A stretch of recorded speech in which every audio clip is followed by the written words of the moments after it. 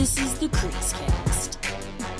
I don't know about you, but like the way that news was churning out today and the other day, it just kind of feels like bad news for the Canucks is bound to drop at some point. I mean, it still can. It's still very early in silly season, which we can also get into side piece. It's very bizarre that I've never heard the term silly season until today. This past week. And everyone's using the term silly season.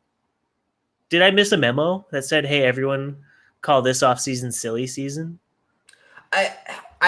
You might have. You might have. Like, you and I are not, you know what? You and I are not in the media, like in the NHL like media sites. Like, we don't have access to like those like the things that like the credentialed media do. So maybe they got sent that press release early, like a few days ago or something. They sent it to the PHWA NHL, saying you have to call it silly season.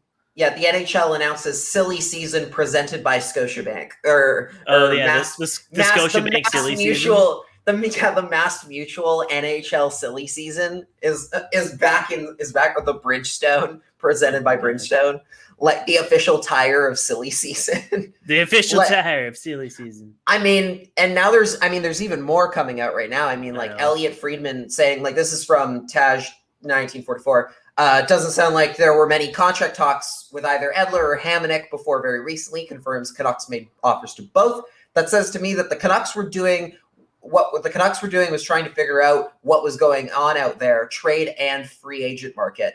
And like we'll get into Canucks stuff today. It's not at the top of our list, but there is some that normally would be like at the top of our list of things to talk about. Not today. And you know what? I'll give the Canucks credit, because a little bit of credit right now, because right now they're trying to figure out, like, if they are indeed trying to figure out what is going on in the trade and free agent market before making any rash decisions. They can say they've done more than Ken Holland and the Edmonton Oilers have done, where in the last 24 hours, they made a trade that already was not great to begin with. Has now gotten a lot worse. So it's been a wild, like 48 hours. It's been incredible. Yeah, welcome folks to episode 129 of the CreaseCast, and we actually have things to talk about. Last episode was kind of like just like shooting the shit, kind of talking about things, but like really, we were stretching it real thin there. But all the NHL GMs waited until this week, starting Monday, to do their thing by making themselves look like the stupidest people on the planet.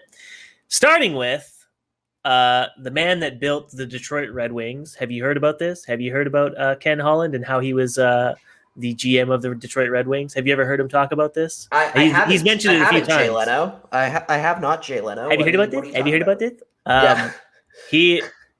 Because I think, I don't even know how many episodes ago this was, but I remember talking about how Ken Holland sounded really smart in his postseason availability with media when he was basically talking about the Oilers getting swept and basically talking about like the pain and all that you have to go through like before you finally build a contender.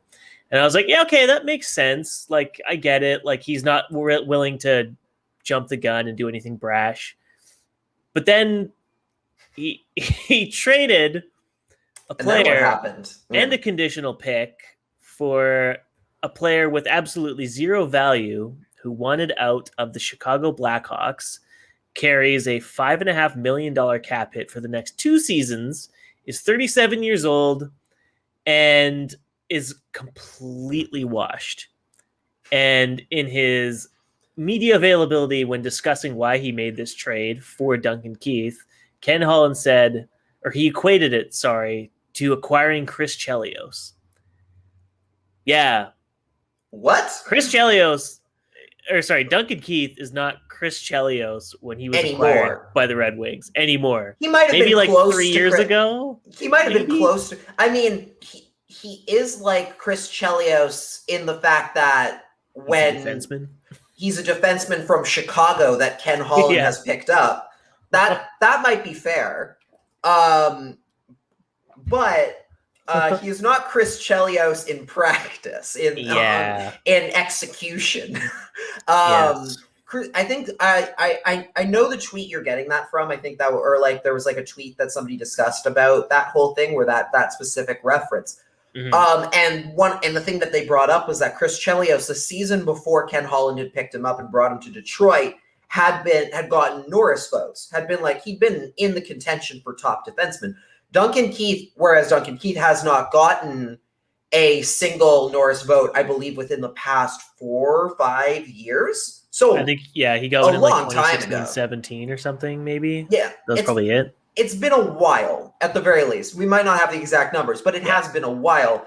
And the Oilers have picked him up, as well as Tim Soderlund, a prospect, an AHL prospect, forward, in exchange for defenseman Caleb Jones, and a 2022 conditional third-round pick, the condition being if the Oilers make it to the 2022 Stanley Cup Final, and Keith is top 4 in playoffs time on ice during the first 3 rounds, the pick upgrades to a 2022 second round, which really means that it's a third. So it's a third rounder. Pick. So it is so it's a third rounder because they're not getting anywhere close to that. I think you and I, as soon as that, like those rumors had started up, because the whole thing is with Duncan Keith was that, is that he wanted to move closer to home. He's a BC kid. So he wanted to move closer to home, I believe, to be closer to his family. I think his wife and kid, live in BC still, like full time. So he wanted to be closer to them. And so it was really going to basically narrow down more or less any trade involving Duncan Keith was going to narrow down to one of Vancouver, Calgary, Edmonton, or Seattle. Obviously, Seattle wasn't going to take him. There was unless they were. They have a very large analytics department. They weren't going to take them. They have a very large analytics department. They don't, and as far as we can tell, they're not going to have any issues getting to the cap floor.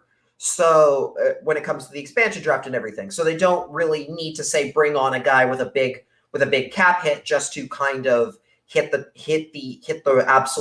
floor.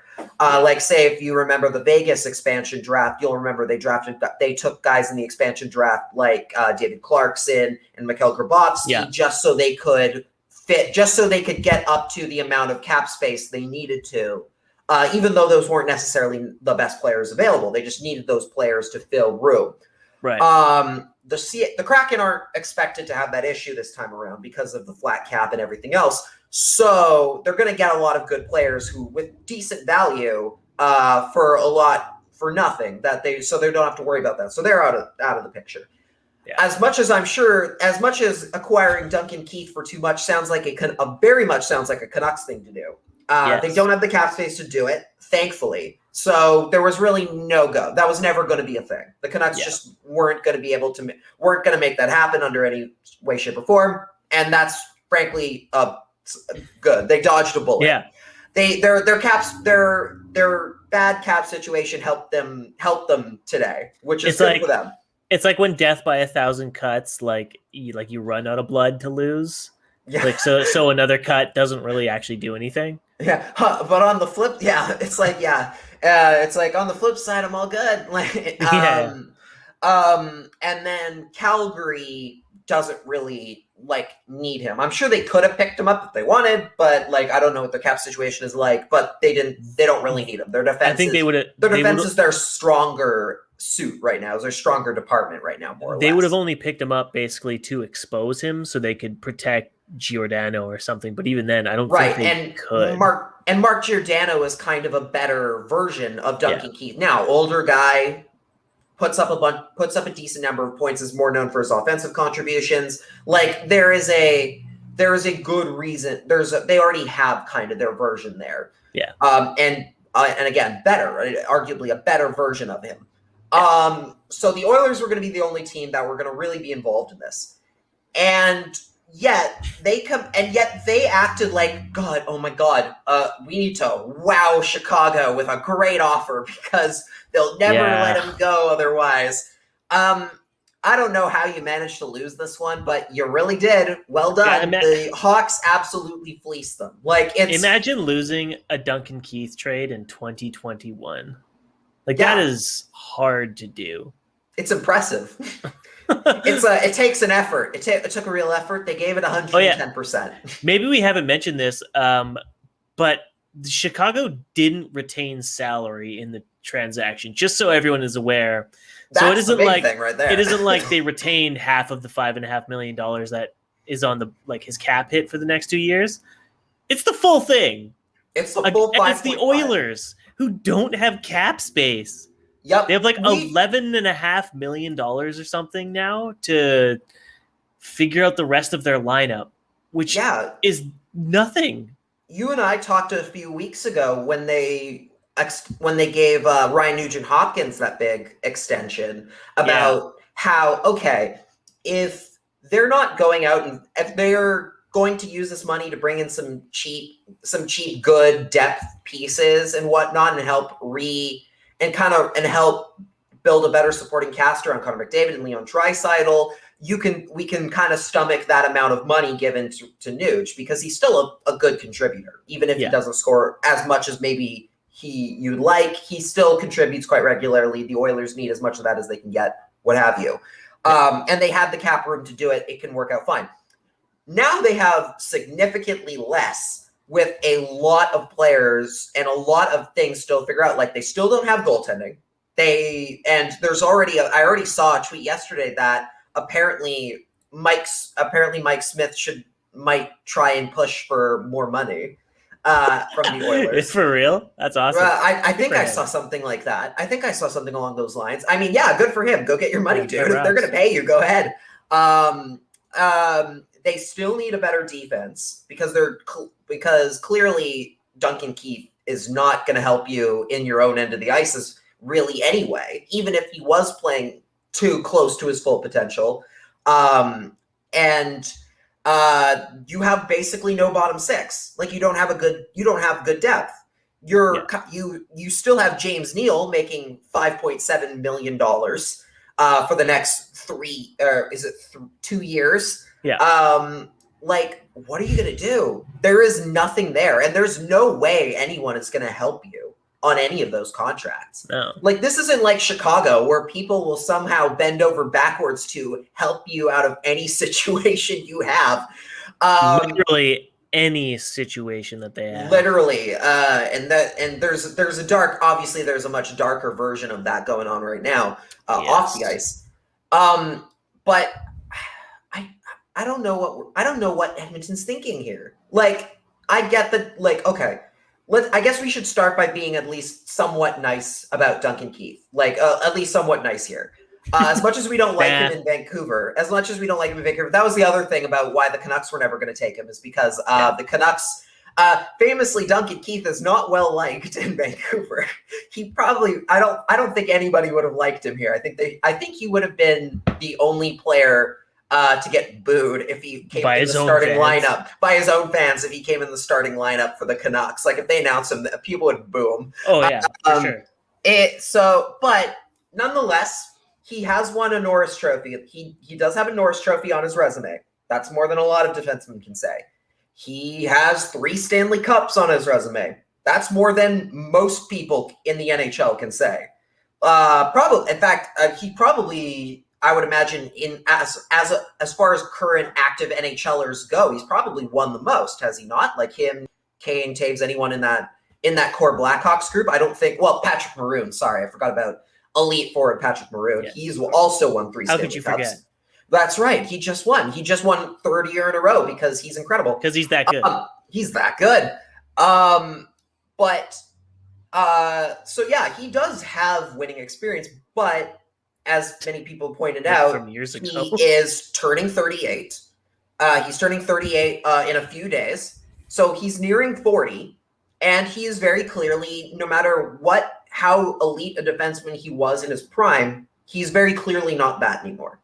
So the only real reason, and this is the reason that Ken Holland seemed to be banking on in his press conference, is a word we love here in Vancouver, which is the intangibles. Yes. Which is the fact that he brings veteran leadership and experience winning a championship.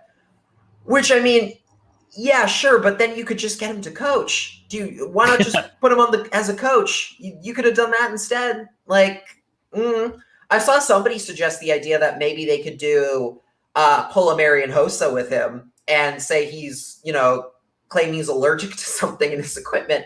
Wait until the playoffs and then bring him in for no cap space because he's on LTIR the whole time, which, again, sure, but put him on the bench. Just put him on the bench or something. Why did you trade for him?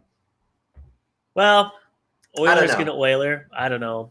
It's pretty funny. Like that's the bottom line is if you're a Canucks fan, you're just like, you're loving all of this because it's everything you would hope for. Like, because obviously the fatalist and everyone is like, oh God, Keith's on the market and the team has said like they want, more grit, more heft, and more whatnot in their defense and in their forward group.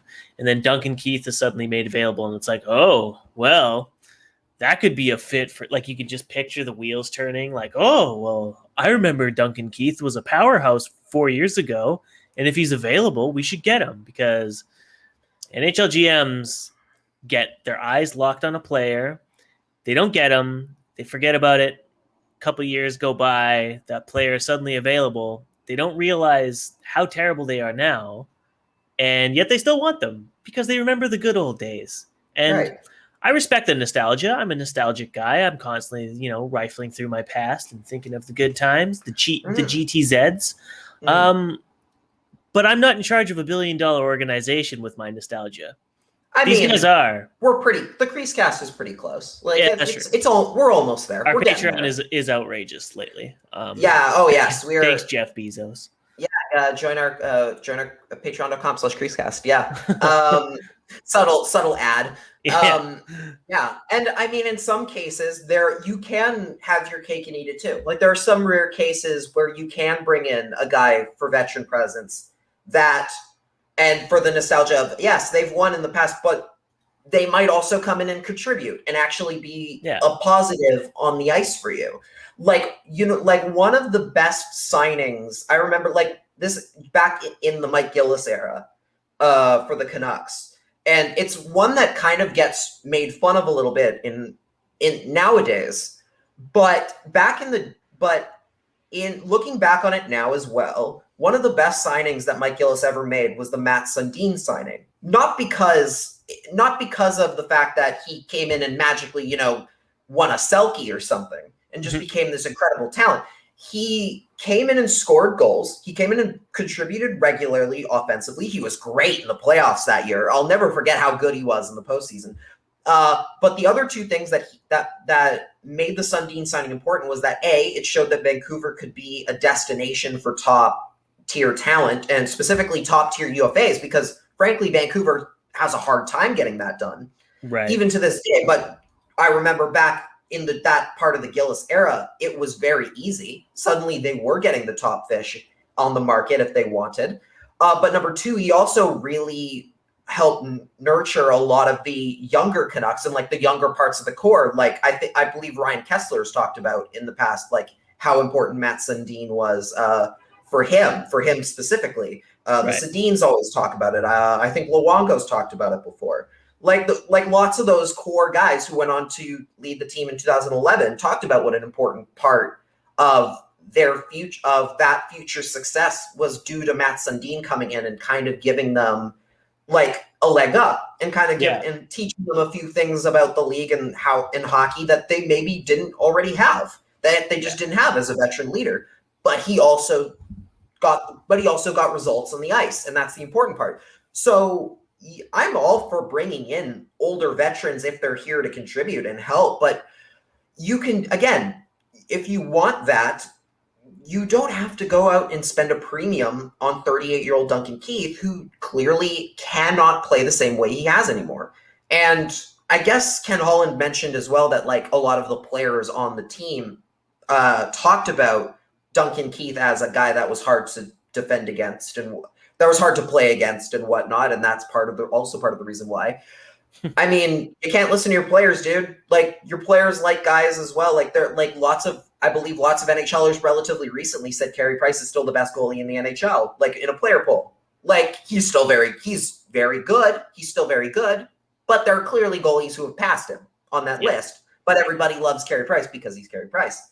They're legacy things, right? It's rose-colored glasses. It's the rose-colored glasses. You can't see the red flags. Yeah, I think Holland even said, like, I asked my core group and they said, like, oh, they remembered how difficult it was playing against Keith in the playoffs in the bubble. It's like, in the bubble, like 2 years ago. Yeah, you guys got killed and you looked like none of you guys wanted to be there. That wasn't necessarily Duncan Keith putting on a masterclass performance. That was mostly the Blackhawks just like showing up and the entire Oilers crew just like taking a walk and getting ready for golf season. Like they just weren't even in it. So, I mean, yeah, I don't know. It's quite the lapse in logic to just be like, oh, my players said that it was tough to play against this one guy once. So that justifies a $5.5 million expenditure on a player that is going to contribute just as much as the guy that we sent away for him in Caleb Jones. Like that's a big, Caleb Jones is younger, is controllable contract-wise because he's an RFA. He only was making $850K. Like, whether or not, like, some people have even said that, Caleb Jones, I've seen some people talk about how they're not as high on Caleb Jones as other people are, and, like, how he's okay. He's okay as far, and maybe people are overhyping, like, his potential sort of thing. But even then, like, he's younger. He's got more. Your chances of him turning into something better are far higher than your chances of Duncan Keith being better than he has been the last so many years as he's been on the decline. Yeah. Like I'll ask you this. Do you think that let's say we're looking at the exact same trade here, only difference being that Ken Holland gets the Hawks to retain 50% of his salary. So it's down to 225. 2.25, yeah. Yeah, it's down to about a 225. Does that make it more stomachable for you? Would that have made it more stomachable? I mean, I wouldn't personally. Like because I've watched Keith play enough where I'm like, the dude is completely washed. And like it's the same thing, like the logic that's going to apply to when the Canucks eventually re-sign Alex Edler, because Alex Edler is going to be commanding, I want $4 million. I'm going to take a discount because I only want to play in Vancouver, but I'm not going to take that much kind of discount.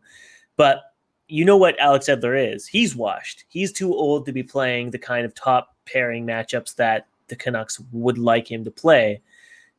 The Oilers are in the same boat where I think they believe they're getting a Duncan Keith that can play top pairing minutes no matter what, which isn't really worth $5.5 million when you watch him play, let alone at half of the salary retained at 2.25, because you can get, like you said, you have one in the system. You had Caleb Jones, who on his next deal at 1.2 million or whatever it is, he might overplay that and give you a $5.5 million worthy defenseman on a $1 million contract. But again, it's kind of the old hockey club ways of overvaluing experience and veteran leadership. Not that those things aren't valuable to a locker room, but there's also got to be a point where you're like, okay, we have enough veterans on our team as is. We have a 55-year-old starting goaltender. We have, Adam Larson, who's been around the league for ages. We've got McDavid isn't like a spring chicken either. Like he's the leader of the team and has been in the league since 2015-16. Are you calling me old? Because we're the same age. How dare you? I'm not saying you're old. You're not there yet. But I'm just no longer in my prime. How dare you? Yeah. But I'm just saying NHL GMs, they have this vision in their mind of some 36-year-old veteran who puts up 90 points like they used to back in the 80s and 90s, and those just don't exist anymore if they're not named Alex Ovechkin. And even then, when has that worked? What team in the salary cap era has gone out of their way to pick up specifically one guy with a past cup pedigree to come in and revitalize your locker room and have it work and have it magically work and turn into a cup champion. I don't think any team has. I don't think any team has had that happen to them. Like some teams have brought in older veterans, but not because they're necessarily. But no one has explicitly been like, "Oh, we acquired Pat Maroon from the Blues because of his veteran leadership." It's like, no, we acquired him because he's going to be a good fit on our fourth line.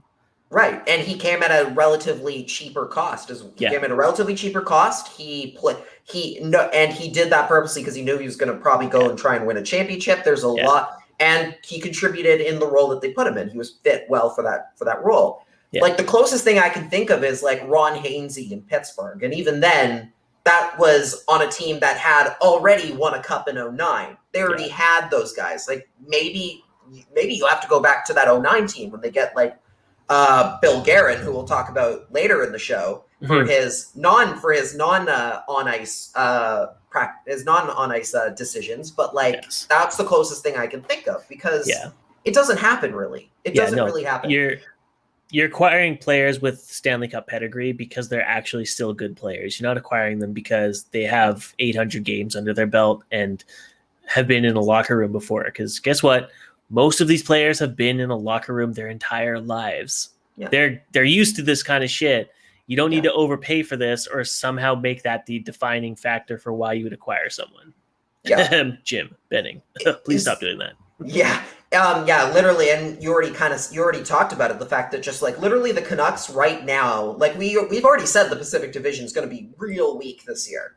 Mm-hmm. The Oilers just actively made themselves weaker. Yeah, that rocks. I mean, we were saying it together. Like it's pretty great that the Canucks have done the Paul Rudd and forgetting Sarah Marshall approach of stop doing anything. You're doing too much. Do less and just pop up. So they're about to pop up through the virtue of doing nothing because everyone around them in their division is deciding to do very dumb things. Like who's gonna just eat the Oilers alive, and now that their back end is Duncan Keith, and like who's this right pairing defenseman that's gonna have to make up for him? It can only be like Nurse, and Nurse is like not really. I wouldn't be like, oh yeah, he's a Norris caliber defenseman. You have Ethan Bear, who's quite good. Like Ethan Bear is your best bet. Sure. And already it sounds like apparently, like I believe in that same press conference he talked about the fact that Holland talked about that Oscar Klefbom, who would have been that guy, is still injured. I don't even know what's happened to Klefbom. Like I loved Oscar Klefbom when he was there. Like I really wanted the Canucks to try and go and make a deal to try and bring him to Vancouver. When he was at his best, but like now it's just like he might not even play. Like who knows if we'll ever see him in the NHL again because of his injury issues. Is there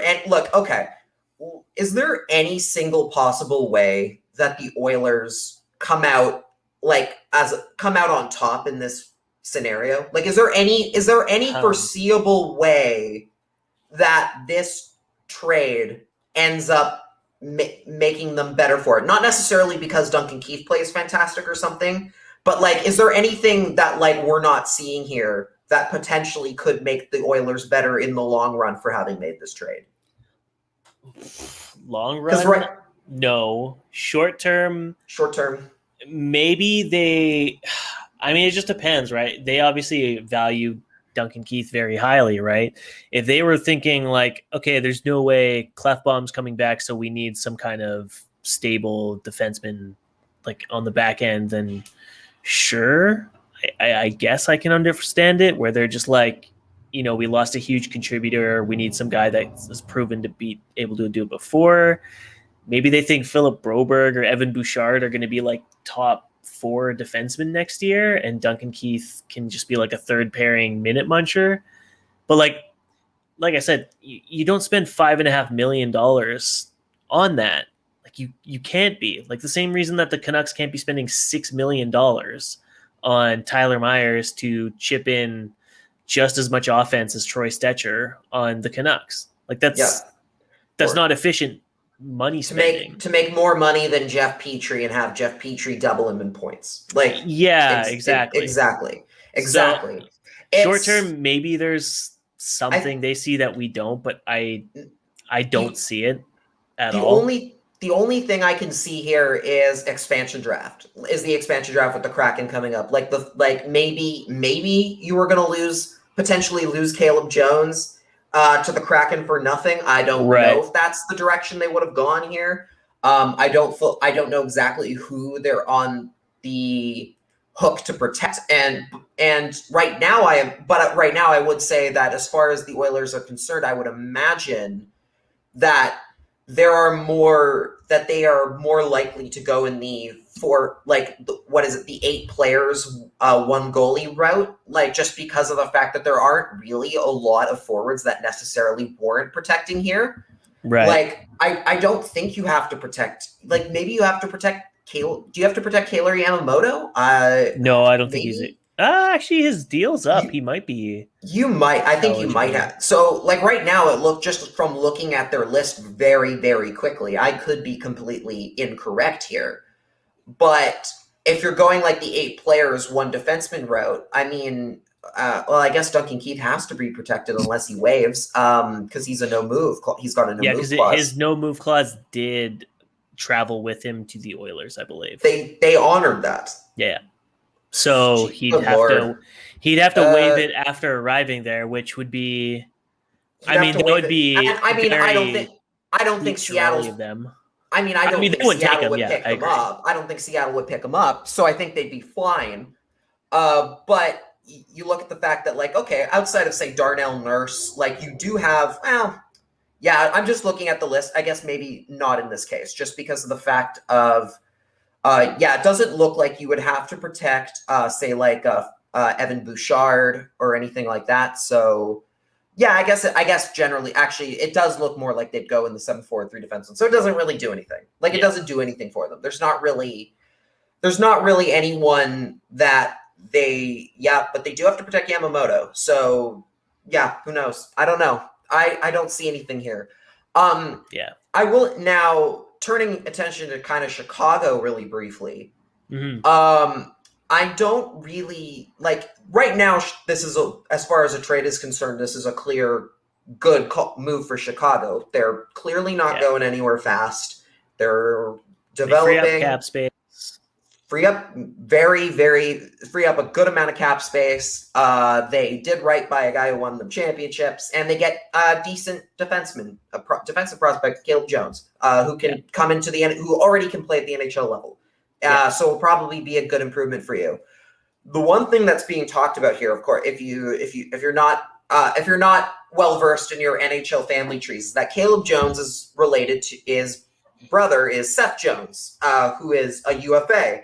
Or an RFA, pardon me, or something like that. Something like that. Who's already said he's not going to re-sign with the Blue Jackets, so they have to. So he will be testing. I think he is a UFA. He'll be testing UFA. Yeah. So now, here's the thing. A lot of people will tell you that Seth Jones is probably going to make a lot more money than he should.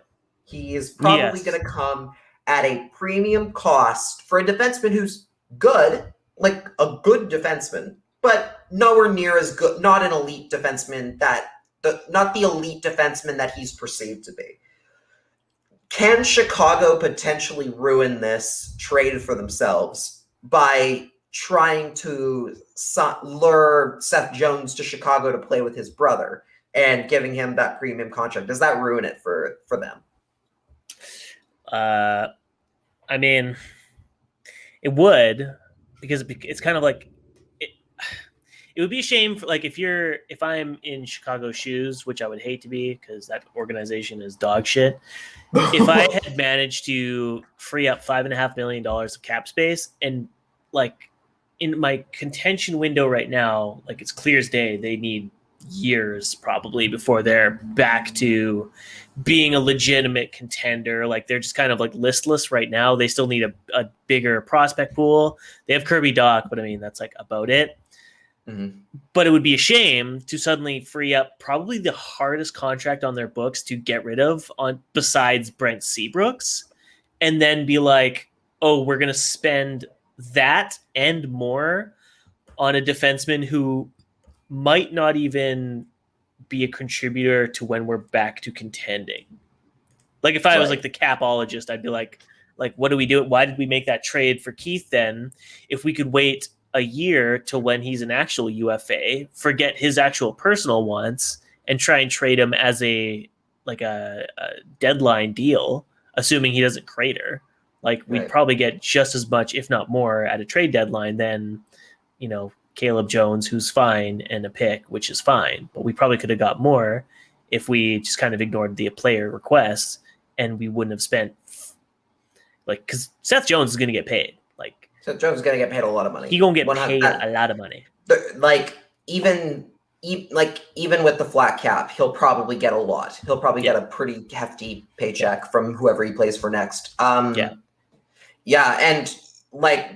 one of the GMs we always bring up for the way that they approach their decision making is Steve Yzerman. Like the fact that he traded Anthony Mantha specifically because he recognized the fact that when Anthony Mantha is in his prime now, more or less, or like something like that. He's close. He's around his prime. He's circling. Yeah, it was his. We are not there yet. Convention window wasn't going to be in line with when he'd still be at his most valuable peak or prime as a player. So why not sell as early as possible and get a great return for him, which they did.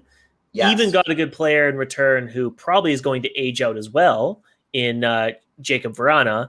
But then they can sell Vrana as well before his current deal is up and probably get even more out of that. That is recognizing opportunity cost very well, which is something that both the Oilers and depending on what the Chicago Blackhawks do off of this don't quite understand. Because if they just take that $5.5 million of cap savings and all of a sudden go, let's go spend it, then you've undone all the work you just did. A lot of hard work, because how many years, have we heard, what are the Blackhawks going to do with Duncan Keith and Brent Seabrook? They're clearly falling off. Their contracts are so impossible to move. No one's ever going to want them. Well, they got lucky multiple times. People forget the fact that they got lucky back in I want to say right after they won the cup. They got won their last cup that the Coyotes were in desperate need of just getting to the cap floor because they were tanking, and so they were able to take on Marion Host or Nicholas LTIR. Host's LTIR. They were able to pick up Nicholas Jalmerson, a bunch of Hawk players that would have caused headaches for them down the road when it came to their cap situation and everything else. Surrounding it, had they not gone there. Chicago has, and then there are a couple of cases where Chicago has completely missed I don't want to say they've completely missed and traded guys like Artemi Panarin for Brandon Saad. Mm-hmm. They made some clear errors there. Yeah, they've gotten pretty lucky a couple times here and there. This is one of them, probably a little, and to a certain extent here. Yeah, I mean, it's just what happens, right? You get kind of some teams overvalue veterans, on other teams, and they go out of their way to get them. Some teams internally overvalue certain players and undervalue others, and you see them go away. But that doesn't just apply to players; that can also apply to executives. Which will segue nicely into the other insane thing that happened in the last 48 hours. One of three big ones. Pierre McGuire, NBC's World Hockey Canada's greatest play-by-play or polarizing figure. I mean, so speaking of it's a shame. I mean, I don't want to speak too soon because you never know. The Canadian North Division might come back, but it would be so amazing if it came back in the same year that the Oilers have acquired Duncan Keith and the Ottawa Senators have picked up Pierre McGuire as their senior vice president of player development. That would be, speaking of just failing upwards, the Canucks just doing nothing and somehow by default just becoming the third best team in the league because they didn't do stupid shit like this. All of like the Oilers thing where all the interviews surrounding the deal for Duncan Keith, like just like made you shake your head and go like, oh my God, like hockey men are just so stupid. Same thing applied to the hiring of Pierre McGuire by Pierre Dorion, who said it was a no-brainer to bring Pierre McGuire into his head office.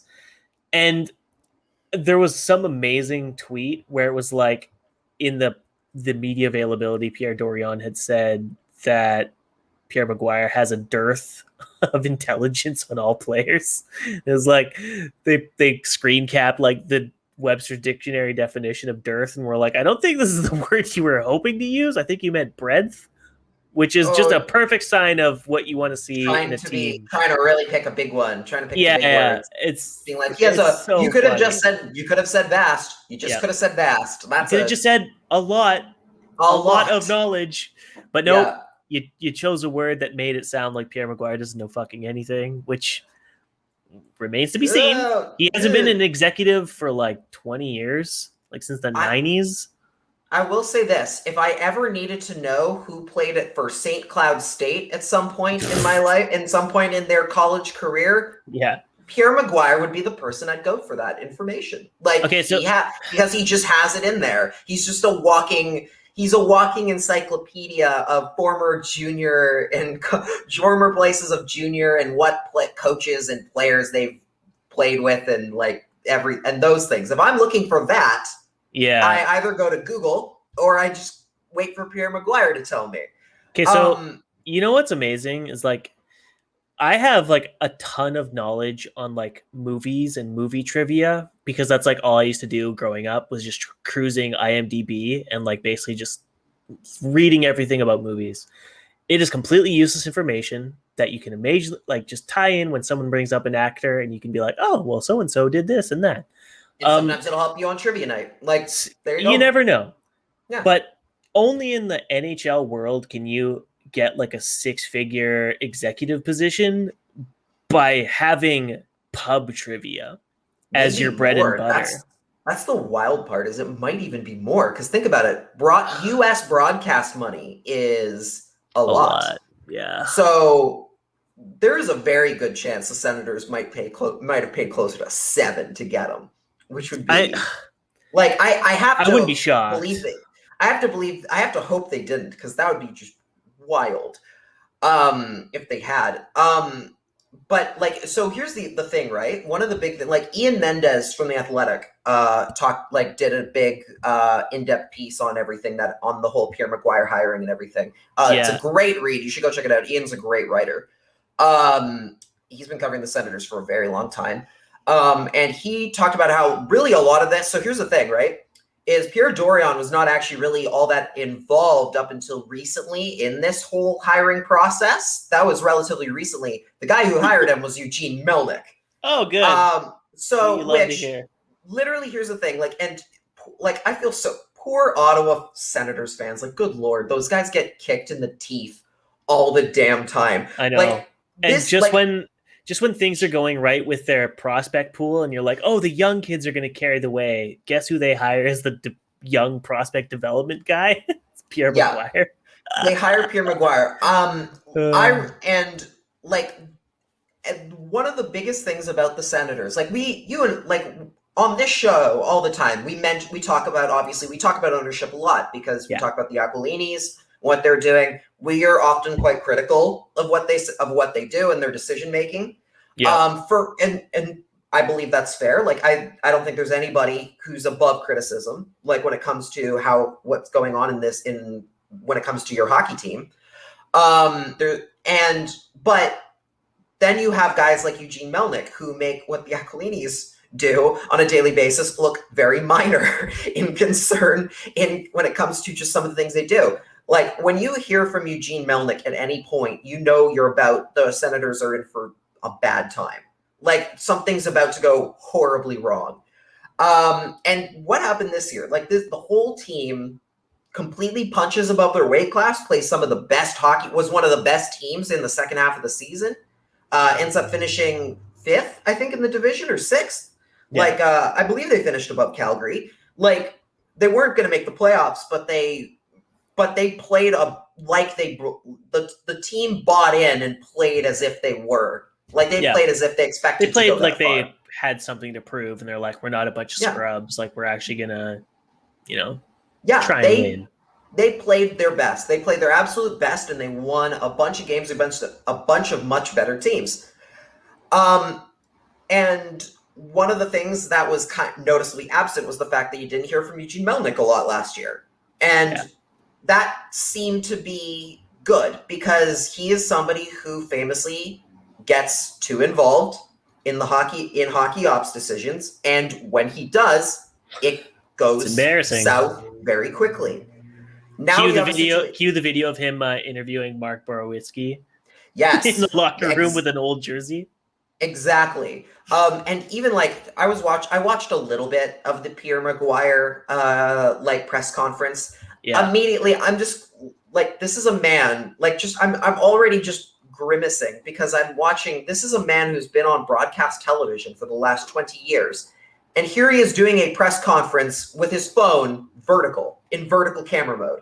That might seem look, that might seem like I'm nitpicking. That might seem very minor, but that's a big deal. That should tell you something. The fact that this is a guy who has literally been in a broadcast job for the last 20 years and didn't make the effort to have his phone turned horizontally properly so it would fill a screen. That to me, or that again, it seems small, but that matters. That tells you what you need to know about this is probably a guy who's a little past his prime. It probably isn't necessarily a guy you should be hiring to run your $1 billion hockey team. Not even that, but to be charged with developing kids that are a third of his age. Mm-hmm. What does he know about development right now with kids born in 2002? Yeah, 2003. What does he have how can he relate to a group of players that are 2 generations ahead of him? And it's interesting because I think it was the Ian Mendez piece where he asked all the former Hartford players, and they're like, "Oh yeah, it sucked playing for him because no one in the league respected him. They didn't respect his decisions. Yes. They didn't respect his coaching. They didn't respect him at all. And it's anyone that went to Hartford just loathed it. Yeah. So it's how are they supposed to feel about that kind of guy being in charge with your prospects development curves? Really? Right. I pulled that article up and I read it, and it is, if you haven't read it, it is fascinating. Yeah. Now, and I'll preface it by saying that we have enough questions to ask about Pierre McGuire's abilities with what he does today that maybe judging him based on what he did 20 years ago as an executive is a little unfair. It's been long enough that I think most people, you kind of deserve a reset, I guess. Maybe you've changed your approach or something. Everyone evolves over time. No person, if you have not changed as a person in the last 20 years time, that's bad. That's not good. Every person should show growth within over time of 20 years as a human being, right? So that wouldn't be that, and I think that's fair. But it is worth, when you go into some of the stuff that he did and tie it into kind of some of the things that have come out with him recently, it does kind of tell you a broader picture of this is of why this is not exactly setting up for success. One of the ones that I found very funny, one of the funniest parts of this was, this is in 1994. This is after he was fired from the Whalers job after 1 year on the job. Many times he privately said after a game how he outcoached the other guy, but it was something never really made public until May 3rd of 94, when McGuire proclaimed that no coach in the NHL can outwit me. That quote ran in the hockey news and raised eyebrows all over the NHL. And then once, when he was an assistant coach, McGuire bragged about his strategy to shut down Mario Lemieux. This was after a 7-3 loss and 4 goals by Kevin Stevens. That's important. That kind of tells you all you need to know. That's important. The fact that, at one point, this was a guy who thought he was literally the best coach in the NHL, despite never having held a head coaching position of any kind. And then you tie that fact that he thinks he knows all with stuff more recently. Like, what was one of the most recent things that Pierre McGuire had a headline for was when he talked about how analytics are basically a bunch of nonsense, right? Yeah, and because you can't measure heart. You can't measure heart rate. And then he proceeded to use examples of how analytics are bad by referencing the Oilers, who we just talked about. And who are very clearly not a team doing a lot of great analytical work necessarily. And then you referenced scouting too. And then you referenced, and the Leafs was the other team he mentioned, who like a little bit closer, but still this was right after they had spent a trade deadline buying a bunch of non-analytics darlings for grit and meat and potatoes. For the exact purposes that would employ Pierre McGuire, that he should objectively like, but he didn't like. It was all just like a bunch of straw man arguments. Like he came in like knowing people were going to be like, hey, notorious idiot probably has issues with analytics. Let's ask him about analytics. And instead of just being like, yeah, I'm open to it, I just don't understand it because I'm an elderly man. He just straight up got defensive and put out a bunch of straw man arguments like what was it today? He's like, I think he referenced Blake Coleman. He mentioned a bunch of players and teams, and he was like, for scouting, you need boots on the ground. That's what I believe in. And it was like no one was saying that. No one was saying it's either takes or. Away. No one was ever saying analytics takes away the eye test on scouting. It's just a means of enhancing your view or like the whole picture of a prospect you're scouting. That's all it is. No one ever, no one has ever been like, you need to, it's either you go and scout at games or you trust a computer. No, it's both. No one ever said these things. And you add more tools to your repertoire because at the end of the day, more tools, like why would you reject more tools that could potentially make you a better team? Yeah. Like, that's the thing. And then he referenced specific players on the Lightning as proof of why grit and heart matter and stuff. And it's like, well, yeah, but all of those guys you just mentioned are also highly regarded in the analytics community for their ability to put the puck in the net and what they contribute away from their points and their points. Like, and usually heart and determination and battle level, all these things you can't compete. Usually that results in really positive analytics because they're a direct result of hard work. Very rarely do people bust their ass and just get crushed at it unless they're really bad players that shouldn't be in the NHL. I have a lot of heart. Should I be in the NHL? Yeah. I probably probably not. Just as much heart about hockey as some people in the NHL. Does that make me NHL caliber talent? No, that's not how that works. And then there was the other thing that he referenced. I think the funniest one he mentioned as well, in this conference was I think it's the 7 player model, and this was something Ian Mendez asked him specifically about because it's something he's mentioned a lot on the radio before. This whole thing basically was surrounded this idea that McGuire's idea of how to build a successful hockey team centers around the 7-player profile, and that a championship roster. This is a direct quote from the Athletic article. It's McGuire's belief that a championship roster must contain the following 7 players: 2 dominant centermen, a power forward, a specialist forward, either on power play, penalty kill, or face-off, an elite puck-moving defenseman, an elite shutdown defenseman, and an elite goaltender. And it's like, so having a lot of good hockey players wins you championships. Oh my, revolutionary thinking. Write that down.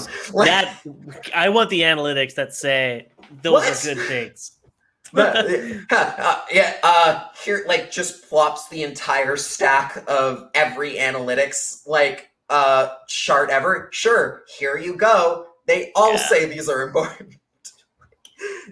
like shocking. And then I think he said something along the lines of we're like 3 players away from that, and it was like, I think you're maybe a little farther. Yeah. You're getting close. Sure, that might be a little closer to true, but the Senators are still a long ways off from that because, again, as many teams have proven, you can't win on 2 or 3 guys. That's not enough. Like 7 players will make you a decent team. It might get you into the playoffs, but it's not. You're not going to win anything just on those guys alone. You need a supporting cast to center them around.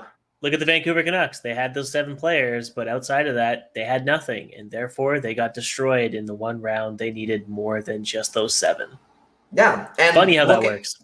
And on the flip side of that, look at some of the Canucks teams that have done well and gone to the finals. Like those teams had those 7 players, maybe. Like you could, if you want to go through the list. But then they also had they had every bottom 6 defense forward and their depth defenseman and their backup goaltender. Like you need those just as much. You can't rely on a few guys to get the job done. So, I mean, like, as far as Ottawa is concerned, are you at all worried that they're about to undo a lot of the stuff a lot of the success they've had, or is it going to be a little too hard for him to really say if he turns out the way we expect him to? Is it going to be too hard for him to really do any damage? It depends, right? Because we've heard things where they've said like Pierre McGuire is going to have like a much greater role than just director of player development. Like he's going to be in on everything, which,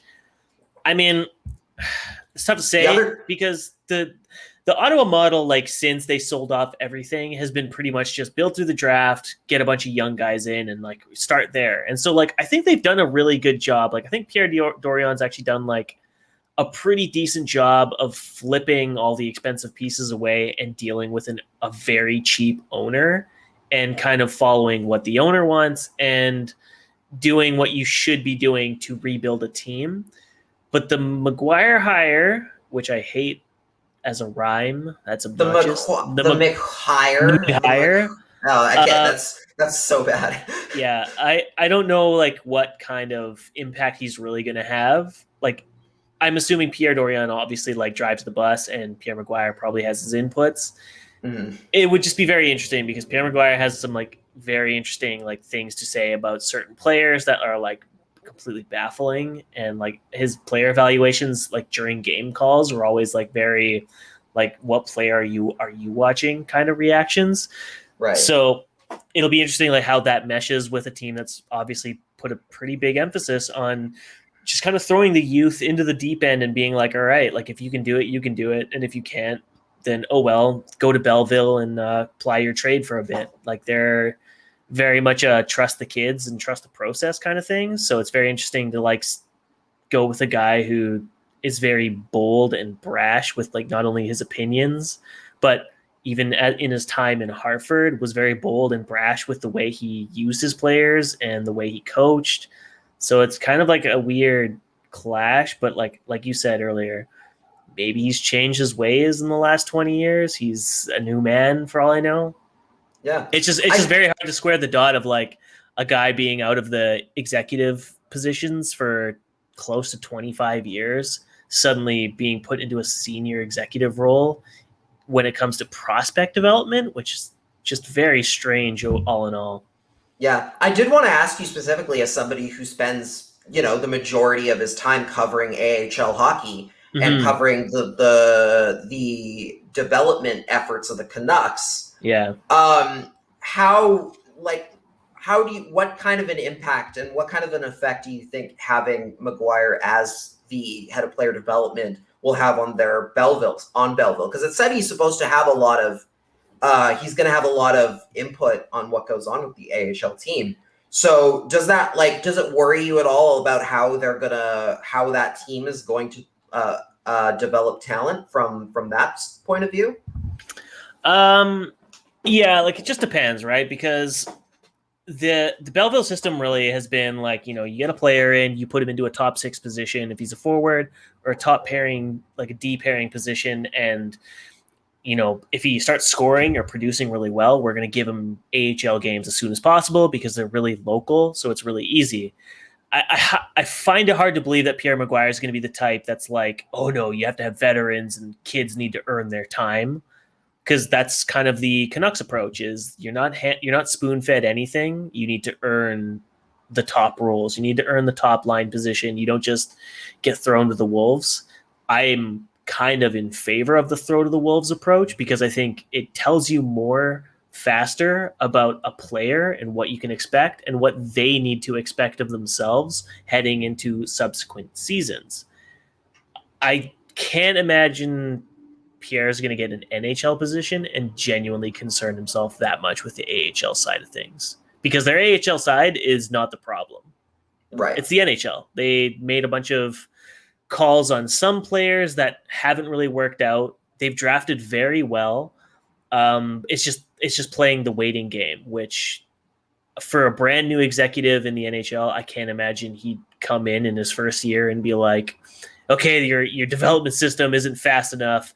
Your NHL team sucks, so we're going to do a bunch of crazy shit to become playoffs again. Yeah, like I can't imagine any executive would be like, oh yeah, let's listen to this guy. He clearly has the right idea. Like, because I think if you came in with that kind of attitude, everyone would look at you and be like, no, bro, like we have a plan.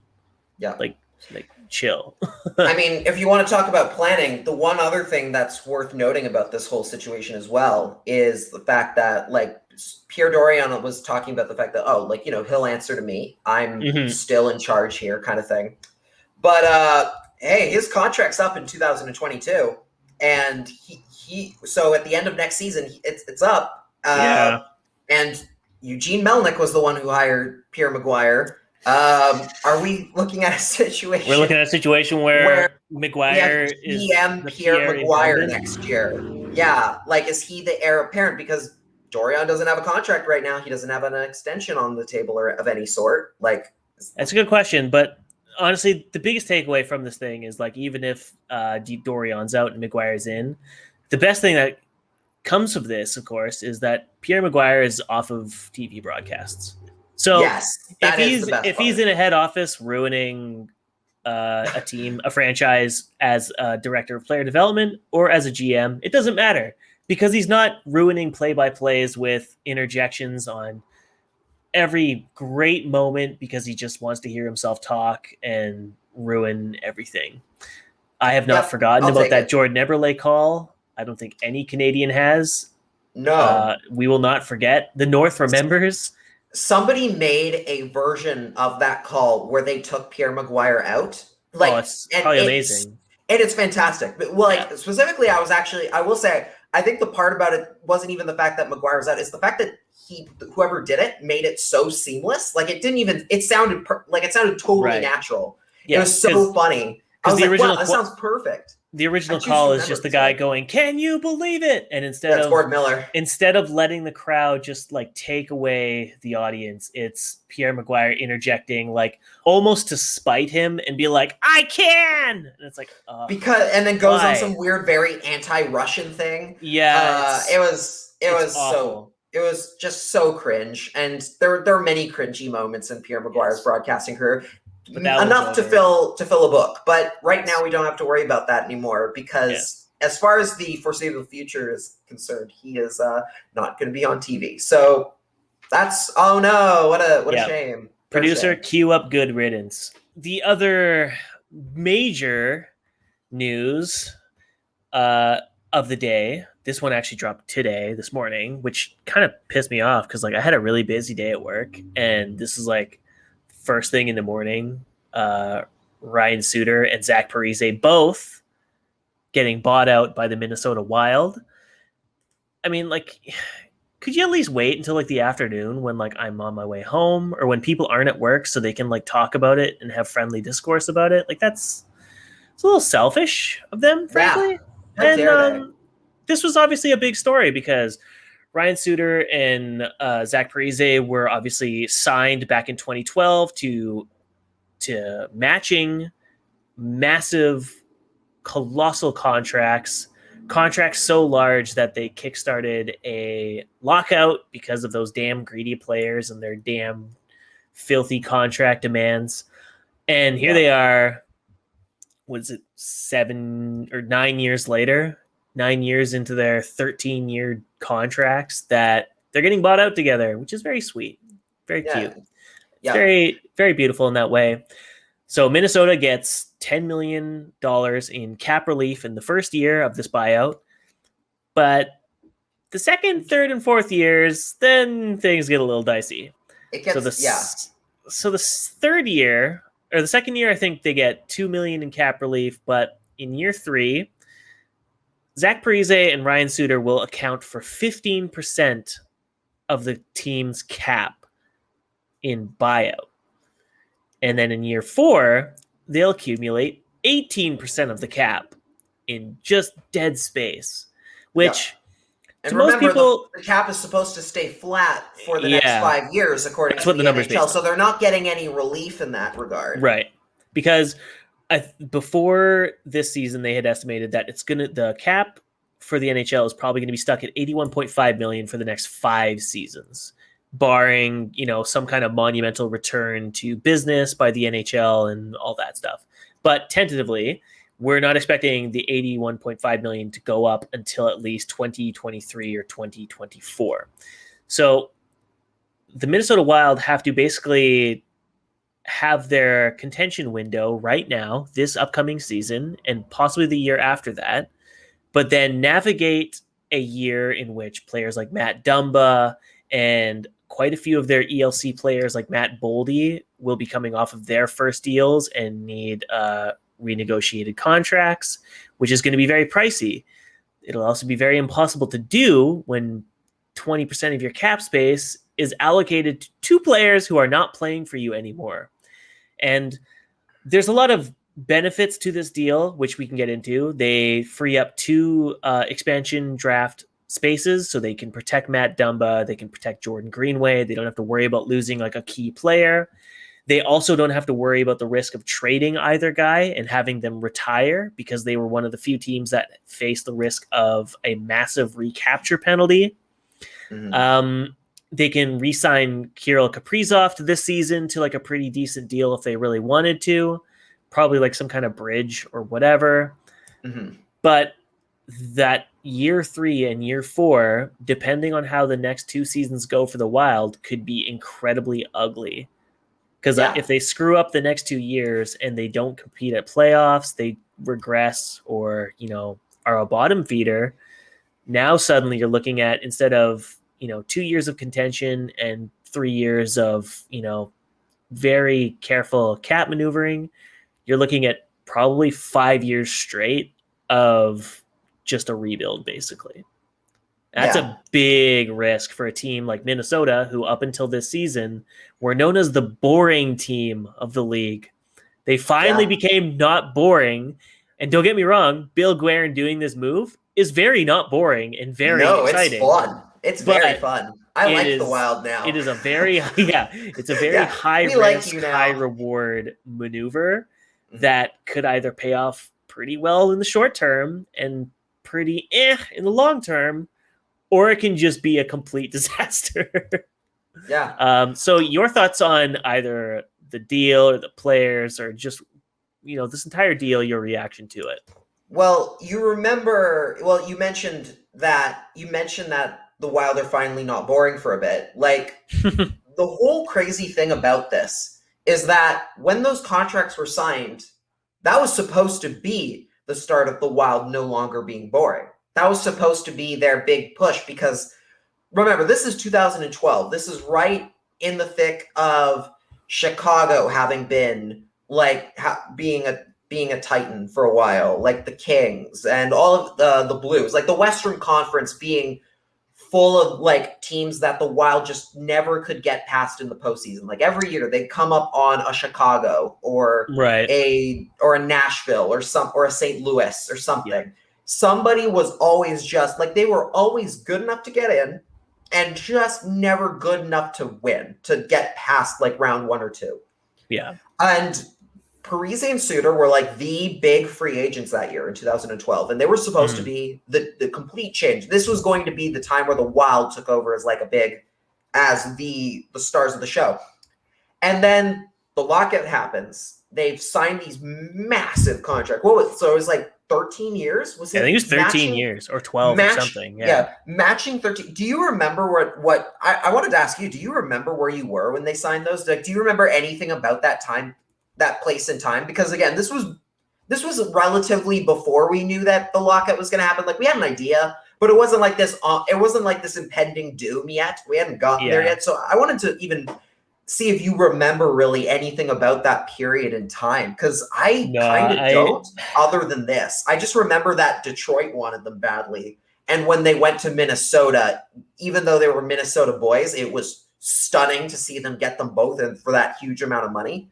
Yeah, I think I've talked about this in the past, but like my early years of like getting on board with like the Canucks kind of began after their cup run. And so 2012 until like 2016 is like a haze. Even though I know I watched every single game and kept up with the league pretty well, I just don't remember anything that happened during then.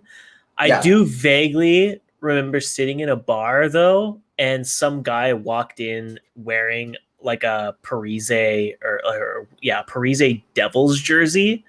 And he was right. That's right. He was like, this was just after the Devils. Pissed. Yeah. This was just after the Devils went to the finals. Yeah. They were right there. And so I don't know. I'm pretty sure I remember being at like Woody's pub in Coquitlam. Some guy walked in with a Parise jersey and it was on the Sportsnet desk, like matching deals, pictures of the broadcast. And this guy is just like super choked. That's incredible. But yeah, it's I mean, that feels like ages ago. Like, so we talked about our last episode, how last season felt like it took forever. Yeah. 9 years ago, man. And they're still on the deals. They still have 4 years left. Incredible. Like, just, I'm trying to remember if people thought this was going to go this badly. Like, if there was, like, I'm sure some people had the foresight to go, oh, this is going to age terribly. This is going to age terribly. I don't remember, but I remember, if I remember correctly, most people, the general thought was among people who weren't like Wild fans was that, oh, this is a great deal. They're going to get two players in their prime who are who had been huge parts of other teams, and they're gonna be a real cup contender going forward. I remember it being more or less a positive decision. And then, like you mentioned, I remember, I think you mentioned the dangle discussion, like the whole dangle. One of his most famous rants is how he talked about how much he hates the Minnesota Wild because they, in a way, caused the lockout. Like they pretty much those two deals kickstarted the issue.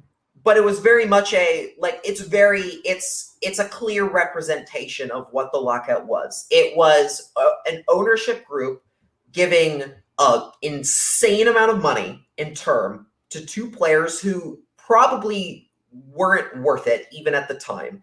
Yeah. And then immediately turning around 2 months later and going, we're too poor. These players are asking for too much stuff. It's not fair. And and this absolute thing of, oh, these billionaires want to break because they're too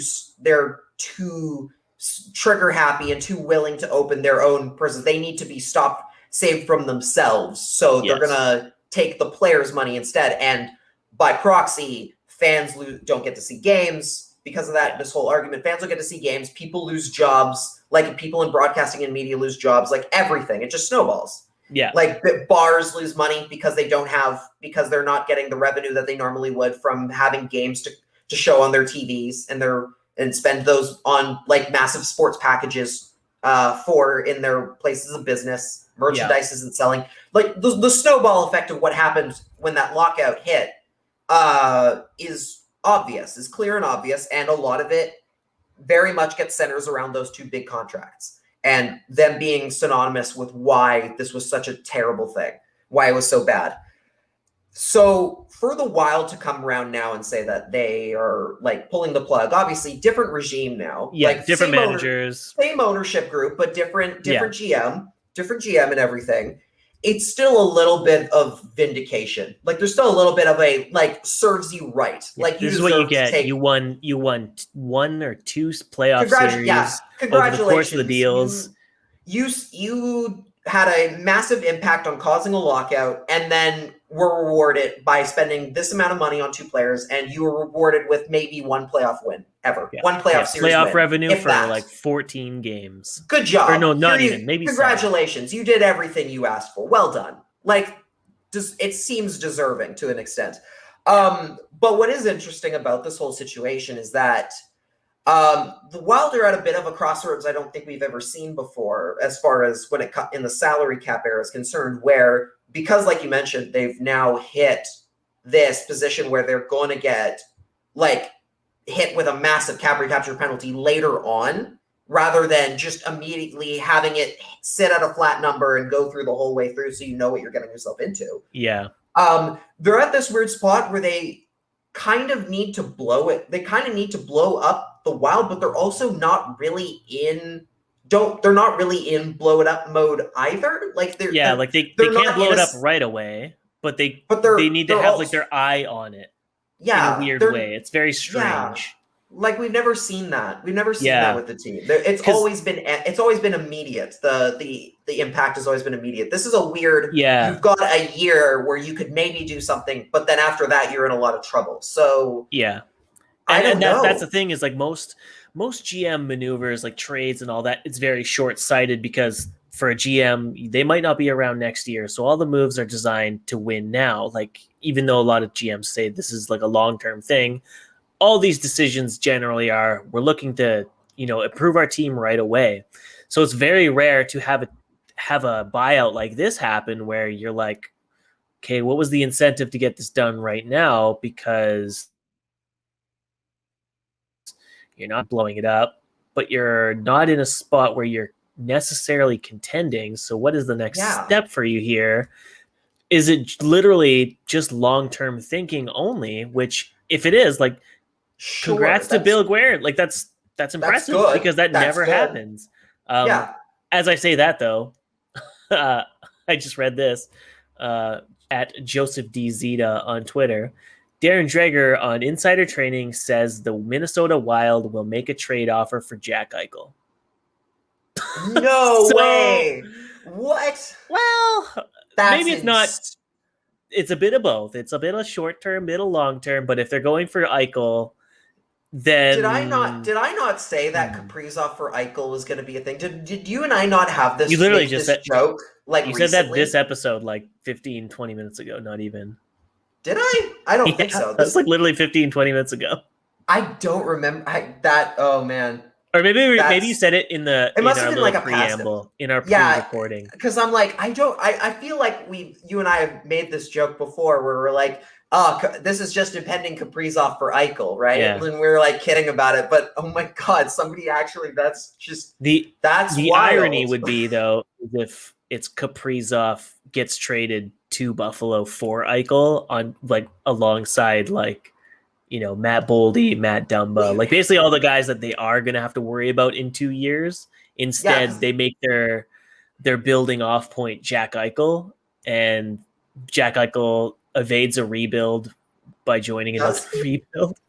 I was about to say, right. That's, that is fascinating. I didn't even. That's awesome. That's hilarious that you found that. Dude, silly season just keeps getting sillier, dude. That's what this episode's just going to be called. It's called Silly Season. Yeah. All caps.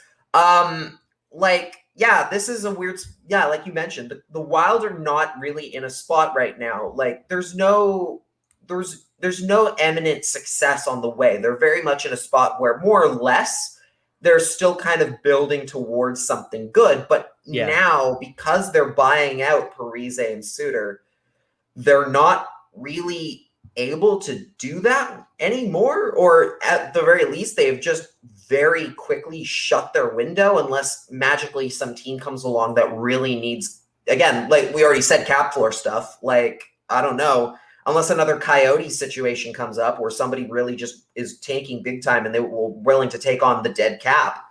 for Parise. So actually, I don't even know if you can trade buyout. You probably can't trade buyout. No, actually. it's stuck with the team that buys them out. Yeah. Right. Okay. So they're screwed.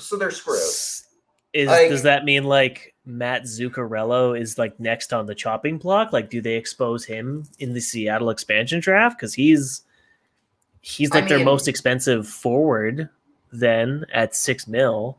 But then what are you left with? Because then you're left with Eric Sinek. You have some good that's the thing. We talked about Eric Sinek getting an extension. What a good move that was for them because he's young and he's great already. They the bright side of these deals is the fact that they get to protect Matt Dumba. Dumba is now safe. They're not going to lose him to Seattle in the expansion draft, and that is not nothing. That's a big win. Yeah. That's good. That's a huge win for them. But outside of that, you're looking at a situation where again, you have basically a year, and you and I talked about this before the show, where I said if the Wild do what we kind of would want, what would be fun, it's that they're going to kind of approach this season as, okay, because we're about to get hit 20% of our cap taken away in a flat cap era, we're going to go all in this year. And we're gonna find we're gonna find all the best UFAs, and we're gonna give them the max amount of money we can for 1 year and go for it, and just go for it and see what happens. And I looked up on Cap Friendly. I looked up who's a UFA. Alex Ovechkin, Tuukka Rask, Taylor Hall. Imagine they just come in a la Big Three, like LeBron James, Chris Bosh, and Dwayne Wade signing. There's a big press conference where out of the smoke walks Ovi, Rask, and Taylor Hall in those green Minnesota jerseys, and they're like, "Yeah, we're taking our talents to St. Paul. This is it, right?" I mean, that would be fascinating. I don't think the Wild are fun enough to do that, but no. Hey, they're apparently fun enough to make an offer for Jack Eichel. That's kind of interesting. Yeah, that's a thing. I mean, again, I don't know how that helps them. I don't see how that decision would help them because, for starters, I don't think that's happening because I think a lot of teams can offer better. I think they're very clearly the Rangers could offer a lot better a package and make a better argument that Eichel would be better served playing for the Rangers because they are closer to contention. At least from a development standpoint. Mm-hmm. But I mean, and LA, same thing. The Knights have a roster full of good players they could offer. There are so many teams that could offer a lot better. So I don't know. You'd have to blow them away. But at which point, what's the point? Yeah, because at that point you're like, well, what's the sense of blowing up what you've been slowly building towards? They've got what's their goaltender, the rookie, Capo Kakinen, right? Capo Kakinen, yeah. So it's you found all these pieces out of nowhere. You pull Kaprizov out of the 5th round, you pull Kokkonen out of nowhere. You've got all these little pieces chipping away at maybe developing a contender in a couple of years, which is going to be hard. I like your approach. Just go through free agency, do the Jason Spezza thing, find guys willing to play on 1 year or 2 year deals that are really cheap. But suddenly being we're going to trade Matt Boldy. We're going to trade, Carson Soucy. We're going to trade our first, our second, and, everything we've got in the books to get Jack Eichel so we can have a single year of hopefully building a contender for 1 year before we're back to being in the dumps and restarting. That doesn't make any sense unless someone said to Bill Guerin, hey, you need to get us back into playoffs right away, but we also want these two guys off the books. I mean, now that you say that, that could make some sense. I mean, the pandemic obviously hit lots of businesses pretty hard. The NHL has definitely got hit. What did we talk? What was the recent figure? They lost $20 billion or something like that. Yeah, something an astronomical amount of money. And I'm assuming that's divided among the 32 teams in various ways. Minnesota potentially, maybe it is just about that. Maybe it's just the fact that they're hurting so financially. Maybe they're hurting financially, ownership wise. And so they're just kind of like, look, we need a team that can win now. We need a team that will get butts and seats and spending a premium on our franchise. The best way for us to do that is to make 1 or 2 years where we just go for it and we build the best possible team we can for short term. Maybe that is it. Maybe that is what they're going for. And they might not be, that might be a pretty smart call. There aren't a lot of teams buying right now. So maybe that's in your best interest. Maybe you can just magically turn this into a one magical run. It happens. Stranger things have happened before. I think it's possible. I will say the funniest part about all of this is, I don't know if you saw, Mike Halford posted the screen grab from, the situation when they found out. This is another great athletic piece by Michael Russo. This is just like the quote where he's like, the Wild, Bill Guerin called Ryan Suter first, and it went to voicemail. So the Wild general manager called Zach Parise naturally in the middle of a Tuesday morning workout next. I was caught off guard, the now former face of the Wild franchise said. I had a feeling something was going to happen, but when it does happen, you're still shocked. And then later he goes on to say that Suter tried to lift Parise's spirits. He even told him that, funny enough, he himself had missed a call from Guerin. That's when because I guess Suter didn't know. Yeah. Suter, that's when Guerin suddenly called again. The veteran defenseman answered and was blindsided with the exact same news that he, too, was being bought out of the final 4 years of his contract. That call with Guerin wasn't as lengthy or as friendly. Suter, never, ever envisioning that the Wild would actually buy out both contracts at the same time, hung up on the GM. Yeah, hung up on Bill Guerin. I heard that on the radio today. They were like, apparently I just, spent most of this time praising Minnesota for maybe thinking long term, but apparently Bill Guerin didn't even ask either Parise or Suter if they were willing to even waive their NMCs to go to Seattle. They just we're cutting bait. They didn't even bother. I don't think you could. You could. I think that's. I don't know. I don't think Seattle would take them. I think for the same reason that they wouldn't take Duncan.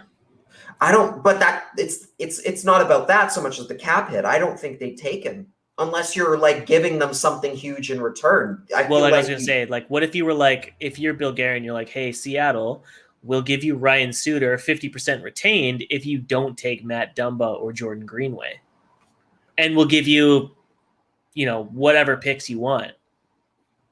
Then you're like, I don't know. That's tough. Maybe, but at least get the topic. I mean, we were not privy to all the conversations, but maybe he sourced this out from Ron Francis and was like, "Oh, I can't make any deal. They are going to go after Matt Dumba because I don't know if we talked about this on our last episode, but Ron Francis pretty much told David Poile outright, I'm coming after Victor Arvidsson."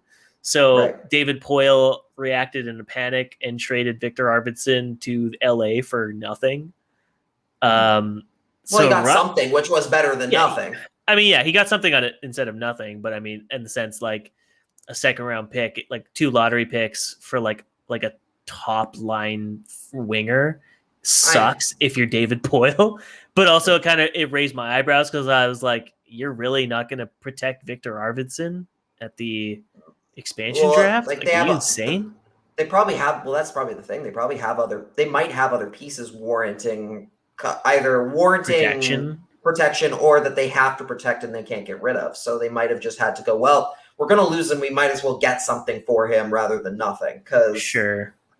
I don't know, man. I'm looking at their list. And it's really? This is who you'd be protecting? Maybe it's possible. I think with the Wild, I don't really think they could have. I don't think there was any way in hell Seattle was going to take either of those players because of how much that cap was the massive amount of money they're going to have to pay them. And also you mentioned the whole cap penalty thing aspect to it. I don't think the Wild like the idea of letting them out of Minnesota, essentially giving up the collateral, giving up the protection. If there were let's say you're keeping them, let's say you keep the 2 players, they stay on the team, you don't buy them out, let's say they're still there, you at least get to control what happens with them, right? Because you can just whereas one team might, because there's nothing there's no risk for them involved. They would just be like, okay, when Suter and Parise are ready to go. I said Sutter because that's probably the next topic we're talking about. Like they're just going to retire and then boom, while get dinged with the massive cap penalty, right? Yeah. Whereas if you can like leave them in house, you can be like, well, they're going to go on LTIR or they're going to be transitioning it's a season-ending injury. There's season-ending injury or, that sort of thing. We're going to graciously pay the rest of the contract. Like you can control that aspect, right? Yeah. So I think that has to play into it a little bit too, because obviously for Seattle, if they felt they weren't good anymore, they're like, okay, we want you to retire. Please leave, kind of thing. And please have a injury or disease or illness that you haven't mentioned in your entire career. And it's no skin off their nose because they're not going to get hit with any cap penalties. Yeah. Well, they might have got hit with a small one, but still, I don't think they were going to take them. I think the Wild made the only decision that outside of keeping them that was really possible. I don't see a possibility. I don't think that was necessarily a bad thing. I just don't think they were gonna get Seattle to take either of those guys. So they certainly weren't gonna get them to take both, which is the main thing, right? Like they weren't gonna get them to take both. So I don't know. I think the Wild did the most. I don't know if it's I don't really know. I don't know if it's the smartest thing. At the very least, it's the most effective, I guess, is the way to put it. Like it's the most direct, immediately effective decision they could have made. Yeah, we don't know what their overall goal is. The Eichel trade offer kind of drops a huge wrench. Just in, completely sends it in a different direction, which would be fascinating within itself. Because if you didn't know about the Eichel trade, you'd be like, okay, this all is remains to be seen of what they plan to do in the short term and long term. But then you hear the Eichel trade, and you're like, oh, okay, I have no idea what they're planning to do with the cap space they've just created. So who knows? It's very much. It really could just be as simple as we're going to go for it for 1 year and see how it goes. It could be, or maybe. But who knows? Either way, they're a very fascinating team to watch, which is the first time we've ever said that about the Wild. Yeah, exactly. Which is the most that can be ever said about the Minnesota Wild. Other news. We wish we didn't have to say that about the Canucks, and right now we don't have to, but there was a little bit of a nugget. This is the most exciting thing Canucks fans may have heard in ages, but according to Elliot Friedman on Sportsnet 650 in his afternoon interview with the Reach Deep program, Brandon Sutter probably not coming back. End quote. That's it. I mean, so I wanted to ask you about this because I have seen some people talk about the fact that, Sutter on a cheap, short contract, Daniel Wagner, I believe, wrote a whole article about how how it might be in their best interest, worth it to them to consider the idea of, say, another year of Sutter at a low cost option, as a low cost option for your bottom six. Again, I think maybe a good amount of that was based on the idea that Jay Beagle was not going to be able to play this next year, which did seem like a thing, but now apparently he's going to be ready for training camp. So I guess that's not a case anymore. Is this the right call? Do you see this as the right call for the Canucks? Even if this wasn't a decision made by them, maybe this is Sutter making the decision himself. Is this the right call? If you're not watching our YouTube video, you could definitely see me shaking my head in disbelief. Yes, you can see him rolling his eyes. The entire re-sign Brandon Sutter to a cheap deal thing to me is Stockholm syndrome. It's I don't know what the fuck people expect from Brandon Sutter at this point. He's not a distributor, he's not a defensive center, he's not anything. He scored a hat trick against Ottawa once. How dare you? Hey, great. It took him his entire fucking career to get a hat trick in his career. Great. This is complete Stockholm syndrome shit. Every time I read a take from prominent media members being like, oh yeah, Sutter on a cheap deal is a good thing. No, get a good player on this fucking lineup for your 3C. I'm fucking done with Sutter. I'm done with Beagle. The bar is so fucking low for Canucks fans and their expectations of this team. And for whatever reason, there's a chance here where people are like, okay, we can move on from the Sutter and the Beagle of the world. Beagle might be injured. Sutter's a UFA. He might come back. And there's a chance to raise the bar like half an inch. And people are like, well, no, I think Sutter could be actually a really good contributor as a fourth line contributor. Like, he's not a good fourth line contributor now. And he's shit. Like, move on.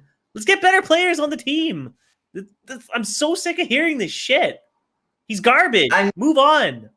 Like, look, I'm tired of Tyler Myers, but we're not getting rid of him anytime soon. So, like, what do you do? Like, that's kind of the problem here. Is that honestly, like, here's the thing. You know why you don't want Brandon Sutter back is more really, I would say, more in a way to do with all the players that are still here. Like, if you told me, like, if Louis Eriksson wasn't here, if Tyler Myers wasn't here, if all of those big boat anchor contracts were gone, suddenly Brandon Sutter on a 1-year, 2-year contract seems at least a little bit more, like, less sour tasting. Like a little bit. At least a little bit. Really? No. Oh, it's that, honestly, it's that no, hard it's, to answer. it's just like, that's fair. It's an issue of, you know what you've got Principle. now, right? Like, it's, if they re-sign Brandon Sutter to like a 1-year deal, right? And it's like league minimum. It's like, okay, but you're not getting the Sutter you even got when you first traded for him.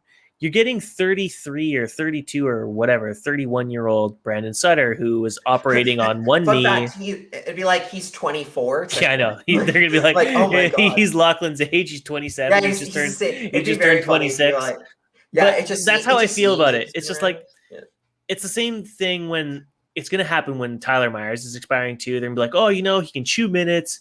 He can't produce anymore, and he can't defend the rush still.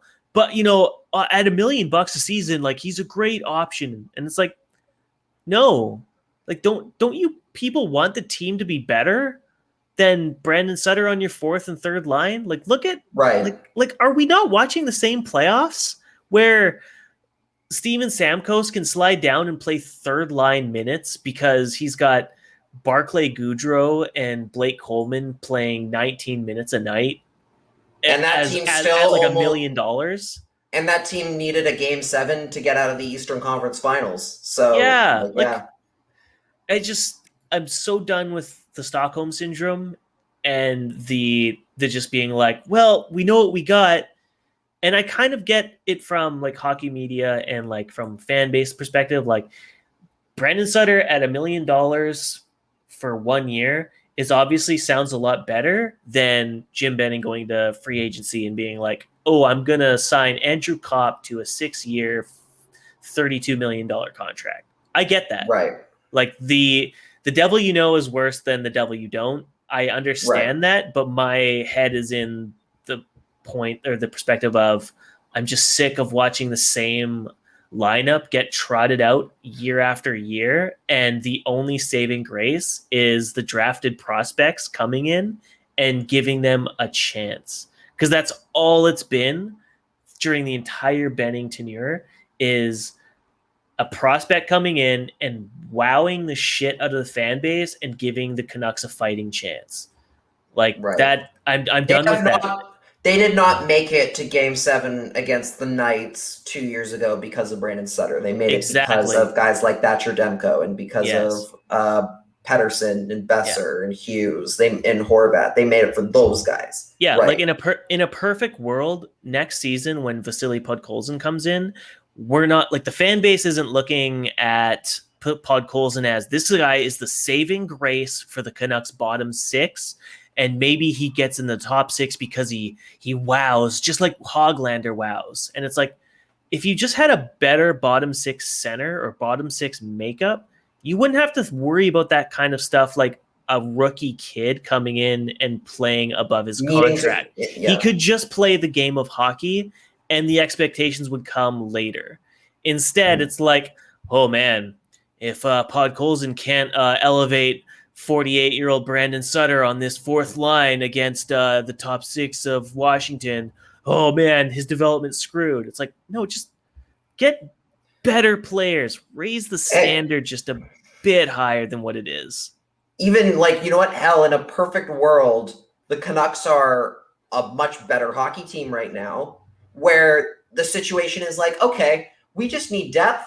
Maybe Brandon Sutter on a league minimum deal for 1 year where he might spend more time on the bench or in the press box, rather than playing a full 82, is possible. And that makes sense for us to try. But they're not that close. They're nowhere near that close. They might, again, we've already said in the show, because of other teams, they might accidentally stumble into third place in the Pacific Division. At the rate news is dropping, it seems like it's like their ranking goes up like a day every day. Yeah, all you're waiting right now is to see if Calgary does something silly, and then all of a sudden you're in second place. All of a sudden you have home ice advantage in round 1. Suddenly Vegas trades away Alex Pietrangelo because they don't feel like the experiment's working, and they acquire Jack Eichel, and Jack Eichel is a locker room cancer, so they implode next season. Maybe that's what happens. No idea. Who knows? Why don't we hit on the other? We'll quickly hit on the last two pieces because we're going really long on this, and this has been a hefty. There's going to be even more by tomorrow morning. Like I can just sense that this week is going to have crazy news. The Abbotsford thing's tomorrow. So there's that. We're already going to have that to talk about, and then there's a lot more coming up. So So last two things. Nashville's Pekka Rinne retires. As a Nashville fan, it was always tough watching him in Nashville because he was fucking amazing during the years when like the skaters on the team weren't playing great. And then the years where the skaters were actually playing great, Pekka Rinne wasn't really good enough to carry them through playoffs. And the one time when both groups were kind of okay, they made it to a cup final and lost to Pittsburgh. But yeah, Rinne's rad. Like Rinne's one of the few players where like scouting, and you know how they always use the term like, or Canucks fans always joke like, oh, so-and-so found Pettersson. It's like Pettersson wasn't found. When you're top, 200, top 100 prospect, you're not really found so much as everyone knows you exist. It's just about where you fall on the rankings board. And how many GMs in front of you are silly enough to let you drop that far? Yeah, right. Great point. But Pekka Rinne was like playing 6th tier Finnish hockey, and a scout saw him in like a couple games watching like beer league or something, and was like, "Yeah, if we have a 7th round pick and whatever, and he's not taken, like I think this guy could be something." That's finding a player. And man, did they find a player. Vezina winner. Like arguably if Nashville had figured out how to beat the Penguins' speed and could actually finally score, and Ryan Johansson doesn't get that injury. Yeah, they got so injured. I think if Johansson does that like impact injury thing, they probably give Pekka Rinne the Conn Smythe for that year because he was so good on a team that like was really fun to watch. Their fan base is annoying as shit, but I mean, I think they're fun, but either way, I remember like we've talked about this a little bit before. Cause I think we knew that the end was probably coming for Pekka, like relatively recently, especially because UC Saros has taken over in net for the Predators and everything. But I've said before that the very first time I really got introduced to Pekka Rinne as a goaltender was in 2011 when the Canucks made their cup final run. They played Nashville in round 2. This was fresh off of slaying the Dragon against Chicago. It was the first time in ages that the Canucks were going into a second round playoff series, and there was not really any worry that they weren't going to win. It was a very much this is a gimme. They're going to get through Nashville, no problem. And it's going to be whoever. It's all about who's you're going to meet in the conference finals at this point. And I remember maybe some people were a little less confident, but that was at least my thought process was, they're actually going to win our second round. That being said, Pekka Rinne made it a lot more interesting. Yes. Like I remember watching some of the saves he was making, the way that the Canucks, like in some games, struggle to get offense going, and which ended up being a bit of an omen for what would happen in the final. And just they ran into a goal. They came up against a goaltender who was playing just out of his mind, like just clearly dragging the Predators, kicking and screaming to 2 wins in that series, both of which were in Vancouver. One of which was I believe, a 1-0 OT victory. So he outplayed Luongo. He made it a much closer series than it really ought to have been. Yeah, like literally. And again, whenever I hear someone say that, oh, Luongo cost them the cup. I'm sorry, but he had to. Do you realize how he had to outduel Pekka Rinne to win that series as well? Right, like he had to be just as good as Pekka Rinne in that series and hope that the offense showed up. And some nights it didn't. Some nights Ryan Kessler just turned into Superman. Yeah, but I remember one or the other. But I remember coming out of that series, even though the Canucks had won, thinking that, oh my God, this kid's going to be great. Like, I had never heard of him before, and I was like, this guy's going to be an amazing goaltender, like, in the future. He's going to be huge for this team. And he was spectacular. Sure, had some years where he was inconsistent, had some tough times. Like, there was the Winnipeg series, the year they won the President's Trophy comes to mind. But even up to that point, I think that was the year he won the Vezina, because of how good he had been during the regular season. Correct, yeah. He was a phenomenal goaltender. He really changed. He changed the Predators as a franchise. Like, that team, a lot of people forget nowadays, that team was on the verge of like moving. Like, they were so close to moving because they weren't winning a lot of games. They weren't making a lot of crossroads at the box office because they weren't that interesting a team. Pekka Rinne single-handedly changed that. Like, all of the stuff that came after it, the gold jerseys, the catfish on the ice thing, the PK Subban coming to town, like all of the things that came after that, like, and the cup final runs, the fact that they've now considered one of the best hockey markets in the NHL and one of the best places to go see a game, that's entirely because of Pekka Rinne and what great goaltending he gave them. Like, the Predators would not be here today without him. And I would not be surprised if he ends up being the first player, not only the first like player who gets to the Hall of Fame, the Hockey Hall of Fame, specifically because of what he did in Nashville.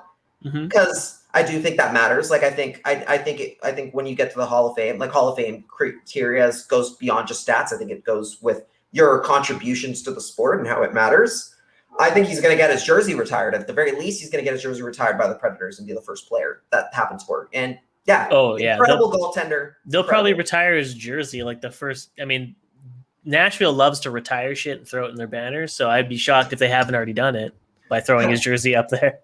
Yeah, Western Division season champions or something in the regular season, something stupid like that. They'll retire his jersey twice. They'll find 2 ways to do it. yeah.